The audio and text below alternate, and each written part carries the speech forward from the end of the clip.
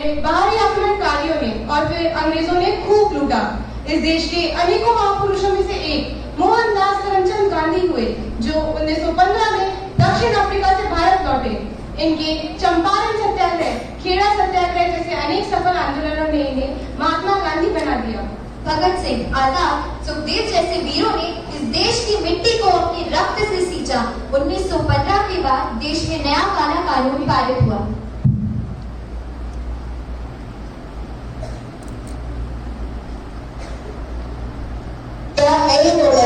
क्यों है स्थिति चर्चा?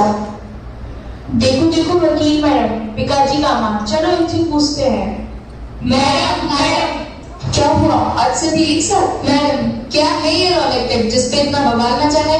इस बवाल का कारण है सर से भी रॉलेट का भारत आगमन है। इसने भारत में क्रांतिकारी भावनाओं को रोकने के लिए एक नया कानून पारित करवाया।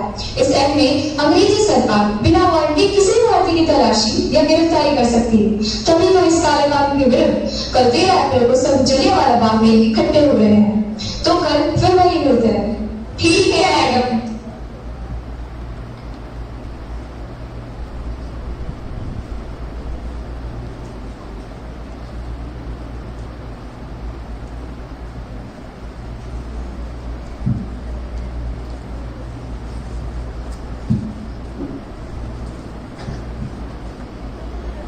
मेरे सभी भाइयों, आज वे शादी की थी। हम सब यहाँ अंग्रेजी हुकूमत की तानाशाही को नामंजूर करते हैं और एक बार से इस रॉलेट एक्ट को रद्द करने की मांग उठाते हैं।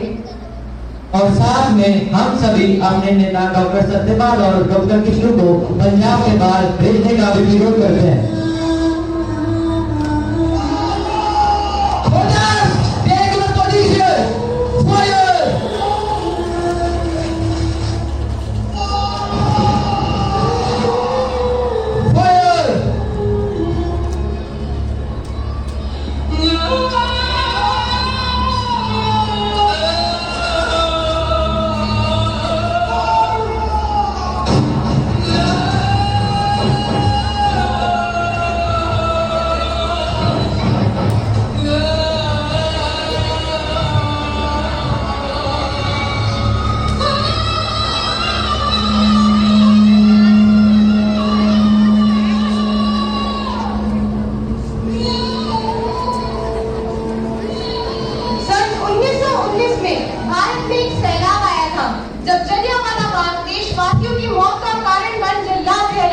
अमृतसर की धरती पर तबाही का मंजर था।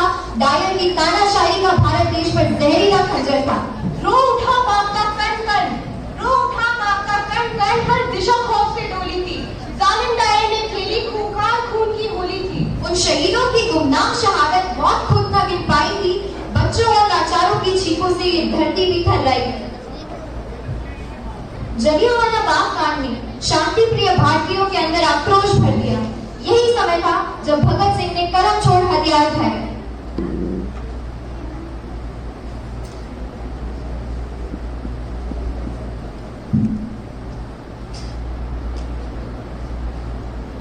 मैंने अपनी जिंदगी देश की आजादी के नाम कर दी है।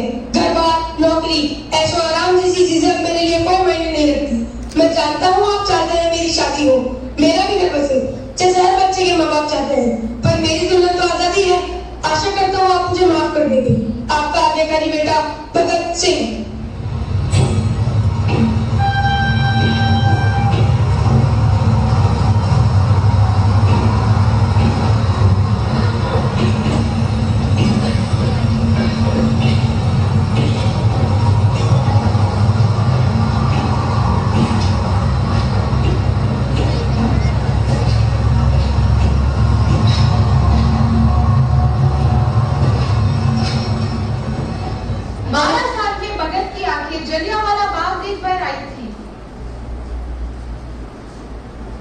आजादी ही दुल्हन है मेरी, कसम ये उसने खाई थी। और इस तरह भगत सिंह अपना घर छोड़ अपने नए क्रांतिकारी साथियों से मिले काकोरी कांड से पहले।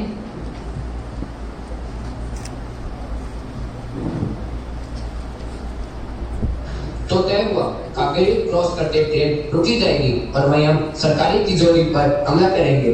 पंडित जी, एक बार फिर सोच लीजिए, ट्रेन में हथियारों के साथ अंग्रेज भी होंगे, उतना खतरा लेना उचित है? पंडित जी, क्या हम पहले की तरह नहीं, बिल्कुल नहीं। अब से अपने ही देशवासियों को नहीं लूटेंगे। अपने ही देशवासियों को लूटकर जिस कौम की आजादी लड़ रहे हैं उसी की नजरों में गिर जाते हैं। तो कॉमरेड, अब से सिर्फ सरकारी खजाना। पंडित जी, ये भगत है। आओ भगत, हम राम प्रसाद बिस्मिल, विद्या लंका जी की चिट्ठी मिली हमें। क्यों आना चाहते हो हमारी पार्टी में? पूरे मुल्क की आजादी के लिए। कैसे मिलेगी आजादी? लड़कर। छोटी मोटी लड़ाई लड़ने को लड़ना कहते हो? जिस दिन पुलिस के हाथ लग गए ना, बर्फ पर लिटाकर वो चाबुक पड़ेगी कि सारी गर्मी उतर जाएगी। जाओ बेटा, घर जाओ। ये संघर्ष खून मांगता है। खून बहाना कोई बड़ी बात नहीं है बिस्मिल साहब, फिर वो चाहे अपनों का हो या सामने वालों का।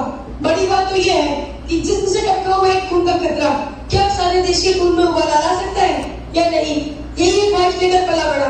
करतार सिंह जनाबा को अपना आदर्श मानता हूँ और बाकी अपने आंखों से इतना कुछ देख चुका हूँ कि ये बर्फ की सिल्ली और चाबुक मेरे इरादों को नहीं हिला सकते। भगत, यही करना चाहिए आजादी के लिए। तो कॉमरेड, अब से हमारा नया साथी भगत सिंह।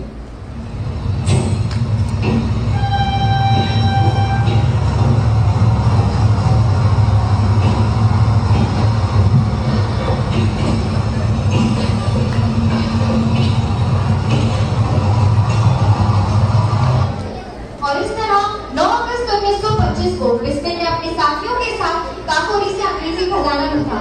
यह काकोरी कांड अंग्रेजी हुकूमत पर एक तमाचा था, जिससे पहली बार अंग्रेजों को भारतीय क्रांतिकारियों की ताकत का अंदाजा हुआ। और इसके बाद अंग्रेजों ने अपनी ताकत दिखाते हुए 1927 में राम प्रसाद बिस्मिल, अशफाक उल्लाह खान, ठाकुर रोशन सिंह को फांसी दी।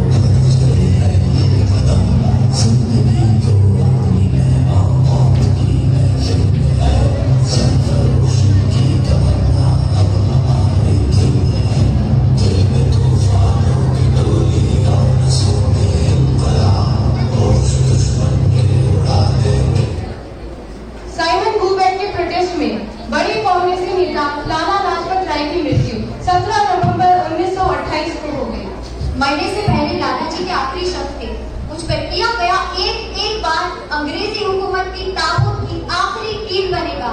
और ये तूफान से पहले की खामोशी थी।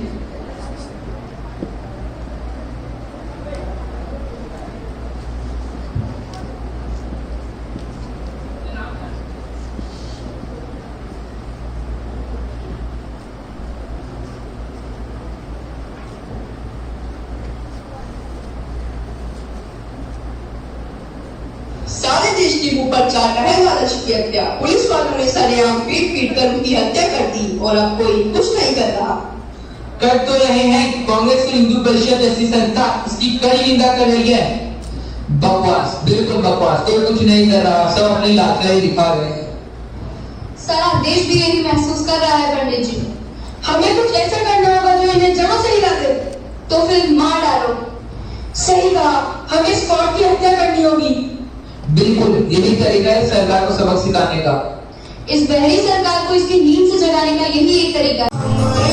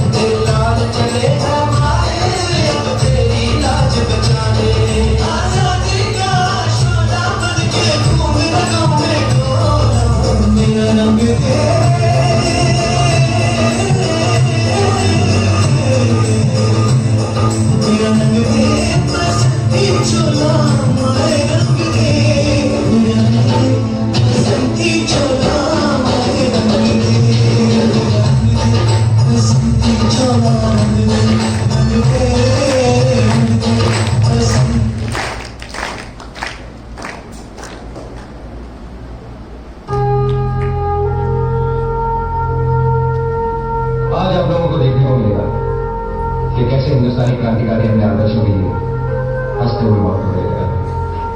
बहुत खुश नसीब है ना? Lucky, very lucky.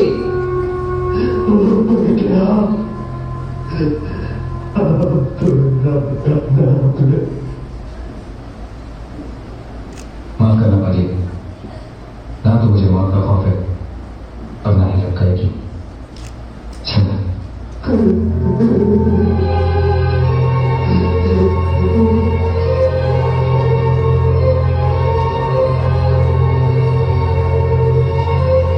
कोई आखिरी बात सुनो होगी।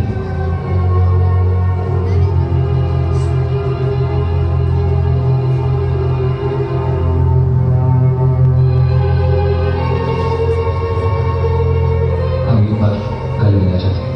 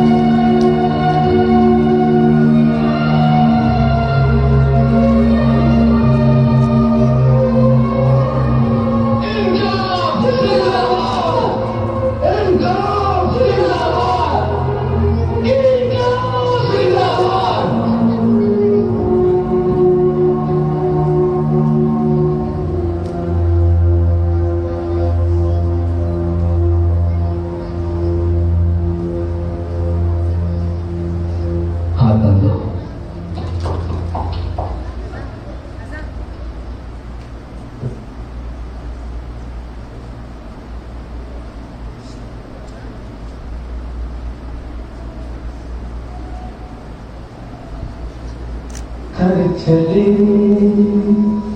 हम